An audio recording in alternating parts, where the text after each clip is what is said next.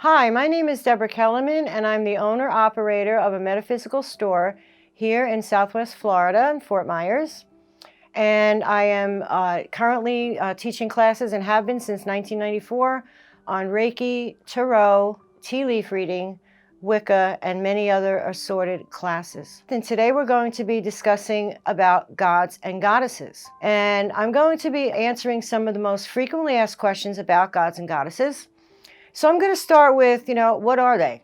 Why would I care? Well, if you are any kind of practicing Wiccan or even Hindu or any other philosophy of where you want to broaden your sense of divinity, the gods and the goddesses really help you condense that into what that aspect is of the source of creation. So I'm going to make this real easy for everybody because I was even getting myself confused thinking of 20 different things at the same time. All right, so we have here, this is a source of creation right here. Now the source of creation, a lot of people call it God, which is fine. It's everything, right? Everything on the astral plane, everything, the unknowable, the knowable, whatever. Now, this is also in the philosophy, this is not a Christian philosophy, this is a Wiccan philosophy or a spiritual philosophy, however you want to call it, is not Christian. For Christian, there's just the source, which is God. That's it. And for the rest of us, we have the source, and then out of that, we have the God, and then we have the goddess. And what it is the God and the goddess represent energies. The God represents forceful, active energy, and the goddess represents receptive energy. Feminine receptive, action male. So we have the God and the goddess, and if you put them both together, we have the source of creation. Now, underneath the gods, the goddess, and the god, we have gods and goddesses. So, for example, gods and goddesses are exclusive to geography or heritage. So, we have what's called different pantheons. Those are according to geography and heritage. So, here's some examples of a god. We have Apollo. Now, Apollo is Greco-Roman, and he's known by many names, too, through history. And then we have Pan. That's where we get pandemonium from. That's Celtic. And then we have Odin, one of my favorites. Odin is Nordic. We got Odin. And then we have, let's go with Horus. Horus is Egyptian. That's an Egyptian god.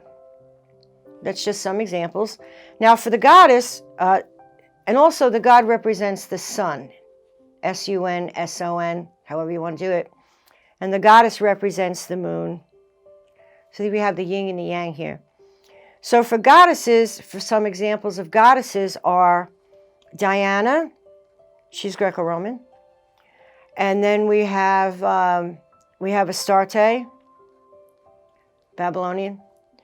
And then we have Hecate. That's Greek. And then we have Danu, and Danu is Celtic. And then we have Isis, and Isis is Egyptian. So you see how they all fall in? They fall into different categories. Now each god and goddess has certain qualities or attributes. The energy that you're looking to have them give you and have a relationship with back and forth. So for example, Apollo, he's all about creativity. He's all about creativity. He's magical also. A lot of things to do with magic. He's very swift too, Apollo. He's very quick. He's not slow. There's a lot of attributes to Apollo. I really don't work with him that much. I find his energy to be a little muted for me. Now, as far as Odin goes, Odin has a that's very magical god here they want to tap into. And Horus is also the sun and the moon together, shape-shifting, all that kind of stuff. What you can do is you can look up and see what you're drawn to or what your ethnic background is to see what region of the country you're drawn to, what pantheon. Then start reading about them. What attributes do they have that you can relate to? Because it has to be something you can relate to. It can't be something, oh, I want that. You have to be able to relate to something in order to make that connection. The other thing that you can do is you can set your altar according to the correspondences to a god or a goddess, or both, that you have an affinity with.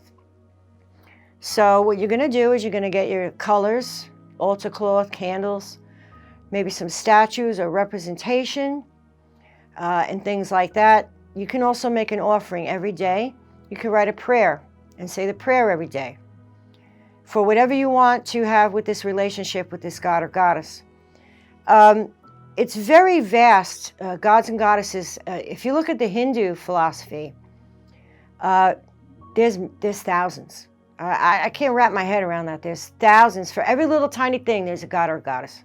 So if you look through them, you can see that they morph through history also. So some of them might have the same attributes, like Aphrodite and Venus, right? One's Greek, one's Roman. So they have the same attributes, they look the same, they just have different history and stories behind them. So if you also want to look up the mythology of the gods and goddesses, that's also very fun to do. They're great reads, actually. And also some portraits that you might see of gods and goddesses. I'd like you guys to put on the Facebook or in the comments of what you've researched with gods and goddesses. And if you have any photos, you could stick them on the Facebook so everybody can enjoy them. Or even if you can draw one, that'd be great. And it doesn't matter if you're not an artiste. Just draw it, stick it up there. It'd be nice to look at because it's your representation of it. The gods and goddesses, it's the relationship between you and a god and a goddess is personal. Nobody should tell you how to do it. Nobody should tell you what to do. No one's having the experience but you. A god or a goddess or the source of creation is not going to relate to you the same way it relates to me, because we have different things in our head as far as correspondences, signs, signals. I call them signposts, whatever you're going to get, nudges. This is from those energies, so you have to learn how to tune into that. And the way to tune into that is to start giving. Don't expect anything back right away. No, start giving and really come from the soul, from the heart, your devotion, your prayer. And that helps the connection, because they're not just there for you to say, gimme, gimme. It's a two-way street, because if we don't keep them alive in our hearts, in our souls, and on the astral, they'll be gone. So start looking up the gods and goddesses, see who you have an affinity with, and start researching it. Gather all the correspondences, as many as you can, and start the relationship going. It's going to take time. You might also ask a god or a goddess or both to come through you in your dreams. I've tried that and it worked. So if you say, okay, what goddess or god do I have an affinity with? I don't know. Throw it out into the astral before you go to sleep and say, whatever goddess is near me, watching me, or might have an affinity with me, please show yourself in my dreams. And you will get a dream. Then you can go from there and start researching it. Just make sure that you feel very comfortable with the correspondences that go with the god or the goddess that you're drawn to. And you will have a wonderful working relationship. And like I said, it might change. You might also want to work with one or more gods or goddesses. And the reason for that is this. You might have a god or goddess called a patron god or goddess. And that's the one that you pray to. You don't really ask for anything from that one. You really don't. It's more of devotional. It's more of devotional and maybe protection. That's it. It's more of like going to a mother, you know? It really is. It's not, oh, gimme, gimme, or lend me your energies, or you're meshing with that. I really don't ask a lot from my patron goddess. I really don't. It's one that you pray to. Then you might have another god or goddess in a ritual of where you're just using that one sentence, that little bit of energy or that attribute of that god or goddess to help you in your work, whether it be healing, meditation, or any other kind of magic that you're doing. You're asking them to lend you that peace that they have to work through you to manifest what the end game is here. So that might change from ritual to ritual. I'm not going to use Kali with Diana. No. I'm not going to mix pantheons. I'm not going to put two goddesses that are totally opposite ends of the spectrum with their job, because each one has a job. The attributes of their job. That's what they do. They can't go outside the box. So don't ask the goddess of love to, oh, get rid of that. Maybe not.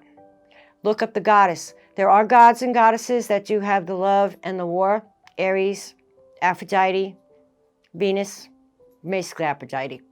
So you might find that aspect in that goddess, but don't use a goddess that doesn't have that aspect, because you're not being able to get that energy because they don't have it. That's why you need to research it. So you might go from ritual to ritual, need to need, and use certain gods or goddesses, but I would highly recommend that you give offerings and prayer first. Don't just say, hi, how are you? Here I am, give me. No. Start putting money in the bank, so to speak, spiritually, before you ask for anything. It's just respectful, in my opinion. So research it, use your correspondences, and start having a working relationship. And it will take time. Give it time. It's not going to take 3 days. It's not going to take a week. It might take 6 months. Who knows? You'll know. Your heart will know. Your soul will know. So this is just a beginning and an overview of gods and goddesses. If you're confused about it, if you've been raised Christian, Catholic, Baptist, Jewish, whatever, look at it like this. They're like saints, because that's what they did through time. They took the gods and goddesses and they made them saints. So if you have a hard time relating to gods and goddesses, look at them like that. They're like the saints. And that will get you on the right road to using that energy and getting used to that. Well, I hope this helped clear up some confusion, and leave some comments below. Give a thumbs up, subscribe, and all that.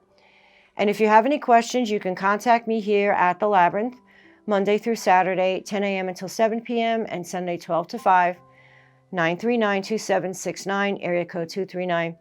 You can go on the Facebook also, and the Instagram that's connected, and also the website to check out the calendar. Thank you, and we'll see you next time.